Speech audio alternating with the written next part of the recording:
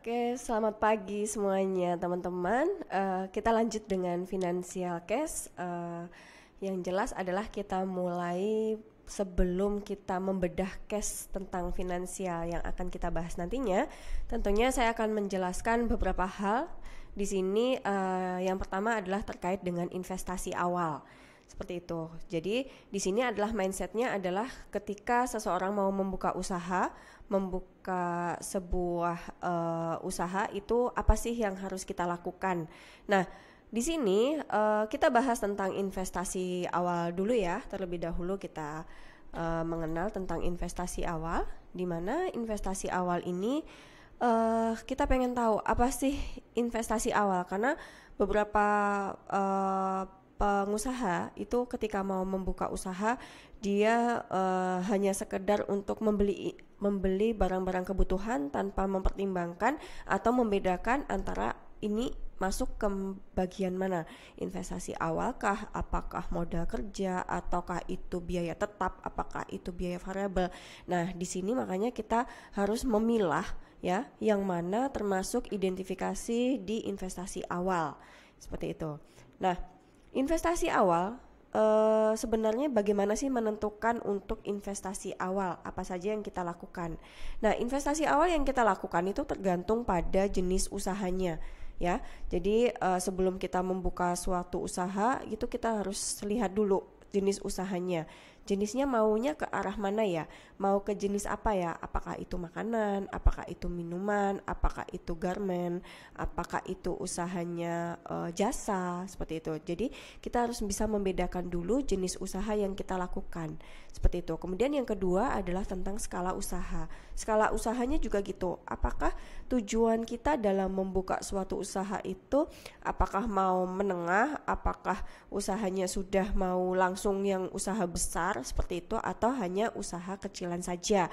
Nah, itu teman-teman juga harus bisa membedakan nantinya ketika kita membedah kasus finance itu. Kita lihat ini nanti tujuan dari teman-teman mau membedah kasus ini, kita bawa kemana usahanya, apakah skalanya ya udah kita skala menengah aja, atau nanti sekaligus mau langsung usahanya yang skala besar saja seperti itu. Kemudian kita juga menentukan lokasinya, karena investasi awal ini juga selalu di awal itu menentukan lokasinya. Kenapa ya lokasi itu juga kita alokasikan sebagai investasi awal? Kenapa? Karena lokasi itu juga nantinya akan menentukan dia itu apakah nanti sewa atau apakah nanti dia menggunakan tempat yang sudah ada, atau misalnya rumah sendiri seperti itu. Cuman kita nanti mau melihat apakah nanti itu direnovasi atau tidaknya. Nah, itu juga kita harus mempertimbangkan lokasi seperti itu ya. Jadi investasi awal 3 hal ini yang kita perhatikan: jenis usaha, skala usaha, dan lokasinya seperti itu. Nah, apa saja perencanaan investasi awal yang kita lakukan? Jadi teman-teman nanti membedahnya mulai perencanaan investasi awal yang kita lakukan. Berarti yang pertama adalah bagaimana kita sudah mulai menentukan biaya peralatan dan inventaris di awalnya ya. Contohnya misalnya kita mau buka coffee shop ya. Jadi di situ kita harus menentukan alat atau inventaris awal yang untuk mendukung nantinya menjadi suatu produk. Contohnya di sini adalah kita pilah nih. Oh, di sini saya contohkan coffee shop.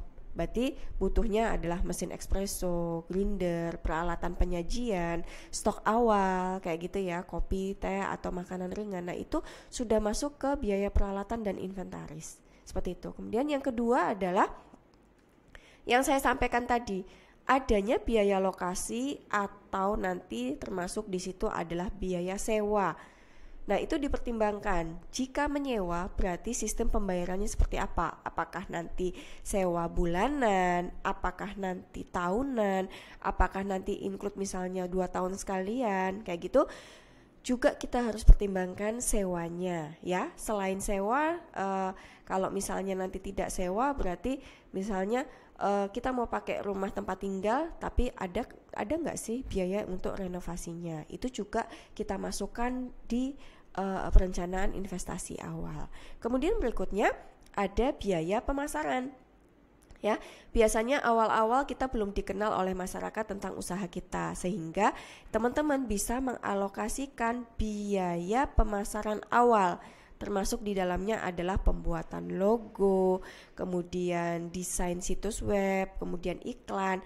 Nah, di situ kita juga sudah mempertimbangkan bahwa biaya pemasaran awal ini apakah kita akan menggunakan Instagram untuk iklan kayak gitu kan yang berbayar, kemudian Facebook Ads misalnya. Jadi semuanya itu serba dialokasikan apabila kita menggunakan sosial media untuk beriklan.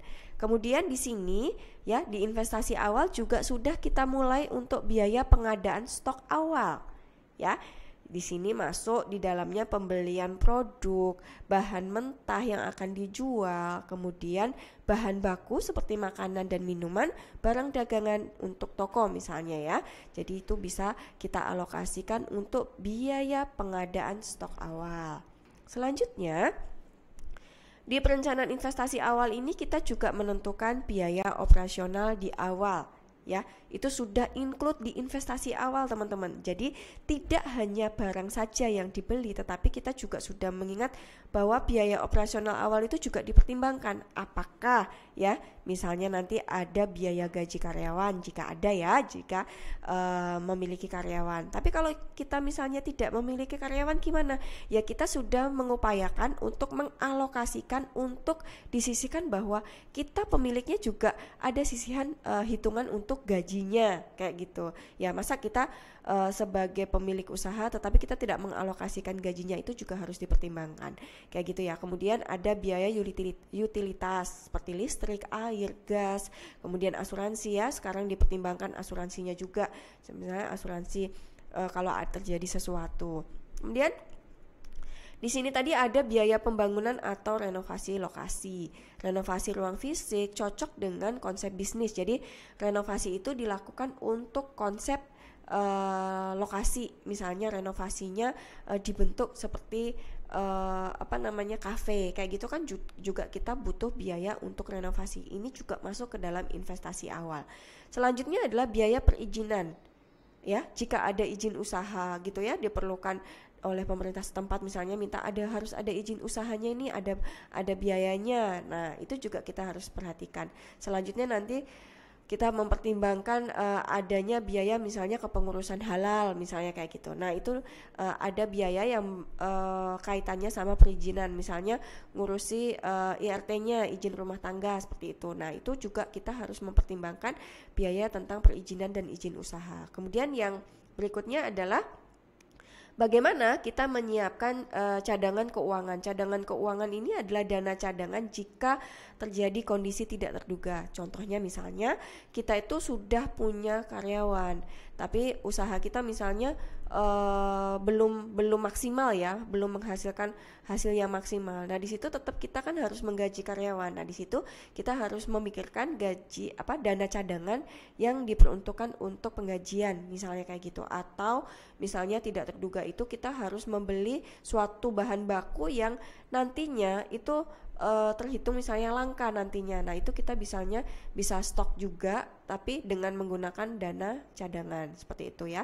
Jadi teman-teman di sini mempertimbangkan apa saja perencanaan atau investasi awal yang kita lakukan. Nah, contoh di sini investasi awal ya yang kita buat di sini, contohnya saya punya bisnis seblak misalnya ya. Di sini saya sudah mengalokasikan barang inventaris yang digunakan untuk investasi awal. Otomatis di sini karena seblak ya, saya butuh ada gerobak kayak gitu. Misalnya gerobak kalau sekarang bentuknya sudah portable misalnya ya, itu juga bisa kita gunakan. Terus kompor, tabung gas kayak gitu ya. Ini belum gas isinya tapi kita pasti beli tabungnya dulu. Terus blender, panci, wajan. Nah, ini adalah alat-alat pendukung untuk bagaimana kita melakukan investasi awal. Seperti itu teman-teman. Nah, Teman-teman, itu tentang investasi awal. Moga-moga teman-teman dengan seperti ini langsung memilah cash finansial yang saya kasih di kelas, sehingga langsung dipilah-pilah dulu apa yang termasuk dalam investasi awal. Sekian dan terima kasih teman-teman. Kita lanjut ke subbab berikutnya.